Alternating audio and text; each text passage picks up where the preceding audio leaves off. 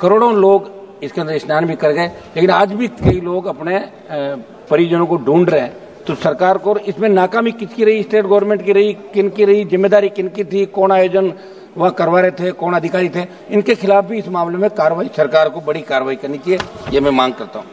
और इसमें कोई दो राय नहीं कि जवान और किसान ने आपको लगातार 2 बार सत्ता के शिखर पर बिठाया, और पूर्ववर्ती सरकार ने भी कोई बहुत बड़ा किसानों के लिए नहीं किया, लेकिन आज आप करो, आप ये क्यों करोगे, उन्होंने नहीं किया, 60 साल नहीं हुआ, 70 साल नहीं हुआ, आज तो आप लोग हो।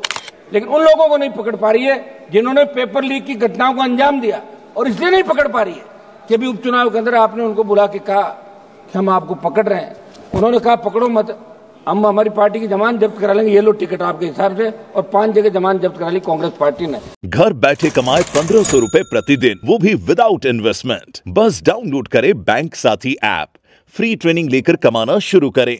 बैंक साथी से जुड़कर 15 लाख लोगों के सपने हुए पूरे। अब बारी है आपकी। प्रयागराज महाकुंभ में दिनांक 29 जनवरी को मौनी अमावस्या के दिन भगदड़ के अंदर जो दिवंगत लोग हुए, उनको मैं श्रद्धांजलि अर्पित करता हूं, और देश की सरकार से मांग भी करता हूं कि इस भगदड़ में मृतकों के सही आंकड़े नाम के साथ देश की जनता के समक्ष रखे जाएं। कुंभ हमारी सनातन संस्कृति और आस्था का संगम है। सदियों से इस देश में महाकुंभ का आयोजन भी होता जा रहा है, लेकिन सरकार अपनी नाकामी छुपाने के मृतकों के सही आंकड़े नहीं दे रही है। सभापति महोदय, इसको लेके पूरे वर्ल्ड में, देश के अंदर कुंभ का जो क्रेज था, इसमें कोई दो राय नहीं, एक मिनट, करोड़ों लोग इसके अंदर स्नान भी कर गए, लेकिन आज भी कई लोग अपने परिजनों को ढूंढ रहे हैं। तो सरकार को इसमें नाकामी किसकी रही, स्टेट गवर्नमेंट की रही, किनकी रही, जिम्मेदारी किनकी थी, कौन आयोजन वह करवा रहे थे, कौन अधिकारी थे, इनके खिलाफ भी इस मामले में कार्रवाई, सरकार को बड़ी कार्रवाई करनी चाहिए, ये मैं मांग करता हूं। सभापति महोदय, किसान और एमएसपी, किसान कर्ज माफी का कल भी मेरा सवाल था। सभापति महोदय, जो कृषि बजट आप लाए उससे शायद 2 गुना 3 गुना किसानों पर कर्जा होगा देश के अंदर। 33,52,446 करोड़ का कर्जा देश के किसानों के ऊपर है। मैं मांग करता हूं कि आप इस कर्ज को माफ करें। आप हर चीज जब कह रहे हैं, और इसमें कोई दो राय नहीं कि जवान और किसान ने आपको लगातार 2 बार सत्ता के शिखर पर बिठाया, और पूर्ववर्ती सरकार ने भी कोई बहुत बड़ा किसानों के लिए नहीं किया, लेकिन आज आप करो, आप ये क्यों करोगे, उन्होंने नहीं किया, 60 साल नहीं हुआ, 70 साल नहीं हुआ, आज तो आप लोग हो। तो किसान कर्ज माफी की मैं मांग दोहरा रहा हूं कि पूरे देश के अंदर राजस्थान सहित आप किसान का कर्जा माफ करें। एमएसपी खरीद पे जो गारंटी कानून की आपने बात करी थी, तीनों कृषि बिल 700 किसानों की शहादत के बाद आपने लिए, तो मैं मांग करता हूं कि तमाम ये राइडर जो 25 क्विंटल का आप रखते हैं, 25 क्विंटल हम खरीदेंगे, बाद में नहीं हटाएंगे, इस राइडर को हटाते, बाद में नहीं कि राइडर को हटाते हुए तमाम खरीद आप करें, ये मैं आपसे मांग करता हूं। किसानों की आर्थिक स्थिति सुधरेगी, बूस्टर डोज मिलेगा, एक बार संपूर्ण कर्जा माफ करें, जिस तरह चौधरी देवीलाल ने 90 के अंदर 10,000 का मूल कर्जा जो ब्याज से चाहे 1,80,000 2 लाख, तब आप लोग भी इसी चाहते हैं तो माफ किया था, ये मैं मांग करता हूं। सभापति महोदय, अग्निवीर जो लेके आए, निश्चित रूप से देश के अंदर हमारे जवानों के अंदर जज्बा था। बहुत रैलियां, मेरा घर स्टेडियम के सामने नागौर के अंदर बच्चे दौड़ने के लिए आते थे, शेखावाटी के अंदर, हरियाणा, यूपी, पंजाब, लेकिन अग्निवीर आने के बाद जो सेना के अंदर क्रेज था जाने का, वो खत्म हो गया। मंत्री जी, आप मेरी तरफ देख रहे हैं, इसके अंदर आप करें कि हमारे बच्चे सेना के अंदर जाएं। और इन्होंने, रक्षा मंत्री जी ने एक बयान दिया कि अग्निवीर को लेके जाने की इच्छुक युवाओं और सेना के सम्मान को हम लोग बहुत रख रहे हैं, और लिखा कि अग्निवीरों को कार्यमुक्त होने के बाद कौशल प्रमाण पत्र दिया जाएगा। तो कौशल प्रमाण पत्र के लिए सेना के अंदर थोड़ी जाते हैं। हमारी जो सेना है, वर्ल्ड की सबसे नंबर 1 सेना है, थल सेना, हमारी एयरफोर्स, हमारी नेवी। तो मैं मांग करूंगा कि अग्निवीर की योजना को समाप्त करके पूर्व की भांति सेना भर्ती रैलियां चालू की जाए। और हमारी आई रेजिमेंट का मामला, हमारे अलवर से मंत्री जी आते हैं, गुजर रेजिमेंट का मामला, तमाम रेजिमेंट जो पहले यहाँ देश के अंदर थी, उन रेजिमेंटों की पुनर्स्थापना करें, नई रेजिमेंट बनाए जो लड़ाके इस देश के अंदर, जो मार्शल जातियां हैं, वो चाहती कि हमारी रेजिमेंट भी सीमाओं पर लड़े, तो उन रेजिमेंटों की स्थापना भी आपको करनी चाहिए, ये मैं मांग करता हूं। सभापति महोदय, हमारे राजस्थान के अंदर पेपर लीक के मामले बहुत हुए पूर्ववर्ती सरकार के समय, और अब भी एक आध पेपर लीक की घटनाएं हुई। एसआई भर्ती, जिसके अंदर आरपीएससी के एक सदस्य को पकड़ा और 50 ट्रेनी एसआई जेल के अंदर, उनमें कुछ की जमानत हो गई। मैं आपको याद दिलाना चाहता हूं, जब सड़कों पर आप लड़ रहे थे, हम भी लड़ रहे थे, आपने कहा था कि तमाम जो पेपर लीक हुआ है राजस्थान के अंदर, जिसमें ईओ भर्ती, आरओ भर्ती, सीएचओ भर्ती, लाइब्रेरी भर्ती, वरिष्ठ अध्यापक, व्याख्याता सहित कई भर्तियों के पेपर आउट और आरपीएससी का अध्यक्ष को भी गिरफ्तार किया गया था। हाल ही में 2 आरपीएससी से जो गिरफ्तार किया, मगर आपकी सरकार पर्दे के पीछे बैठे मगरमच्छों को नहीं पकड़ पा रही है। एसओजी जा तो रही है, लेकिन उन लोगों को नहीं पकड़ पा रही है जिन्होंने पेपर लीक की घटनाओं को अंजाम दिया, और इसलिए नहीं पकड़ पा रही है कि अभी उपचुनाव के अंदर आपने उनको बुला के कहा कि हम आपको पकड़ रहे हैं। उन्होंने कहा पकड़ो मत, हम हमारी पार्टी की जमानत जब्त करा लेंगे, ये लो टिकट आपके हिसाब से, और 5 जगह जमानत जब्त करा ली कांग्रेस पार्टी ने।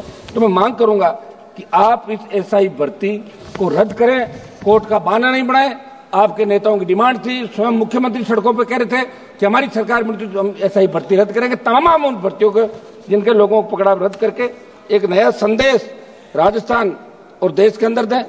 सबद सीबीआई के मामले को राजस्थान के हमारे बहुचर्चित मनोहर राजपुरोहित अपहरण की जांच हाईकोर्ट के निर्देश के बाद सीबीआई ने अभी तक शुरू नहीं की। लंबे संघर्ष के बाद लवली कंडारा एनकाउंटर की जांच तो शुरू हो गई, सीबीआई ने कर दी, लेकिन बाड़मेर जिले के कमलेश प्रजापति फर्जी एनकाउंटर की जांच के अंदर कुछ नेताओं के नाम आ रहे हैं।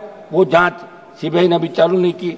हम चाहते कि इसमें क्या कार्रवाई सदन को मालूम पड़ना चाहिए। जोधपुर में अनिता जाट हत्याकांड के मामले में स्टेट पुलिस द्वारा चार्जशीट दाखिल करने के 5 दिन बाद सीबीआई ने एफआईआर दर्ज की है। मैं बात इसलिए कह रहा हूं कि सीबीआई पर लोगों का भरोसा है, इसलिए सीबीआई राजस्थान से जुड़े तमाम मामले जो दिल्ली में पेंडिंग है, हमारे 4 मंत्री राजस्थान चाहते हैं, स्वयं लोकसभा अध्यक्ष भी राजस्थान चाहते हैं, मैं उनको भी कहना चाहूंगा कि सीबीआई के मामले के अंदर त्वरित अनुसंधान होकर दोषियों के खिलाफ कार्रवाई करें तो कड़ा संदेश अपराधियों के अंदर जाएगा। सबद महोदय, आबकारी नीति आपके माध्यम से हाल ही में राजस्थान की भाजपा सरकार जो आबकारी नीति लेकर आई, मंत्री जी थोड़ा 1 मिनट, राजस्थान का मामला, आबकारी नीति जो राजस्थान की सरकार लेके आई है, वैसे तो हम शराबबंदी के खिलाफ जो आंदोलन राजस्थान का हमने हिस्सा लिया कि शराबबंदी होनी चाहिए। शराबबंदी आप बार बार कह रहे हो कोई आर्थिक स्थिति ठीक नहीं है, बड़ा रेवेन्यू मिलता है, बंद नहीं कर रहे हो, तो आप इतना तो कर सकते हैं कि जो आबकारी नीति आप ला रहे हैं उसके अनुसार अलग अलग दुकानों के स्थान पर समूह को ठेके दिए जाएंगे। वही रेड पार्टियां पुरानी बांधी, वही शराब माफिया पनपेगा राजस्थान के अंदर, मुश्किल से मुक्त हुआ है राजस्थान। इसलिए मैं मांग करता हूं इस आबकारी नीति को समाप्त करके एक्स आर्मी जो रिजर्वेशन दुकानों के अंदर रखा, हजारों लोगों को रोजगार मिलेगा, उनका रोजगार छीन के कुछ समूहों को ठेके आप नहीं दे। आबकारी नीति के अंदर बड़ा खेल हुआ है। तो सबद में आपके माध्यम से सरकार से मांग करूंगा कि भारतीय जनता पार्टी की सरकार इन नई आबकारी नीति को लागू नहीं करे और पूर्व की भांति जो दुकानें चल रही है उस हिसाब से राजस्थान के अंदर दुकान आवंटित करें, और दूसरे जो हमारा एक्स आर्मी दूसरा कोटा है ताकि उनको रोजगार मिल सके। सबद महोदय, उत्तर प्रदेश के अंदर आबकारी नीति के अंदर बदलाव राजनाथ सिंह जी ने किया था, पहले भी वहां ऐसा चलता था, और आपकी सरकार ने भी वहां दुकान देने का काम आपकी सरकार ने किया, इसलिए आप अपनी सरकार के उस निर्णय को बदलने का काम नहीं करें। सबद महोदय, निवेश के अंदर प्रधानमंत्री जी राजस्थान में विसर्जन राजस्थान नाम के कार्यक्रम का उद्घाटन किया। मैं आपके माध्यम से सदन को बताना चाहता हूं कि प्रदेश में उद्योगों से जुड़े निवेश लाने के लिए इस तरह का कार्यक्रम किया गया, अरबों रुपए खर्च करके इसका प्रचार किया। एक तरफ, दूसरी तरफ राजस्थान राइजिंग से प्रदेश में निवेश की तैयारियों के बीच 20% निर्यात घट गया। कारण यह कि भारत सरकार के कस्टम विभाग के बड़े अधिकारी ने राजस्थान में बार बार जांच आपत्तियों के नाम पर व्यापारियों को तंग करना शुरू कर दिया था। सबद महोदय, महंगाई के बारे में बताना चाहूंगा कि सरकार ने अभिभाषण में आत्मनिर्भर भारत और अर्थव्यवस्था के विकास की बात की, लेकिन जमीनी हकीकत कुछ हो रही है। महंगाई चरम पर, आम जनता की क्रय शक्ति लगातार घट रही है। खाद्य पदार्थों, ईंधन, रसोई गैस, दवाओं की कीमतें आसमान छू रही है। पेट्रोल डीजल के दामों में लगातार बढ़ोतरी हो रही है। 2014 से 24 के बीच अंतर्राष्ट्रीय बाजार के अंदर प्रति बैरल क्रूड ऑयल की कीमतें घटी थी, लेकिन आपने फिर भी 100 रुपए से ज्यादा पेट्रोल डीजल पे कीमत आप ले रहे हो, तो आम आदमी को आप राहत दें, वो आपका मतदाता है, ये मैं मांग करता हूं। समझ महोदय, फसल बीमा, सबसे बड़ा घोटाला फसल बीमा के अंदर हो रहा है। अब आपने एक नया कर दिया क्रॉप कटिंग, और अगर फसल आपने बो दी और उगी नहीं तो उसका ही आप उनको बीमित कर रहे हो। जो खड़ी फसल है उसको भी श्रेणी के अंदर लिया जाए, और फसल बीमा कंपनियां जो है, हम दिशा की मीटिंग के अंदर बुलाते, दूसरे उसमें बुलाते, कोई आता ही नहीं, कोई सही जवाब नहीं देता।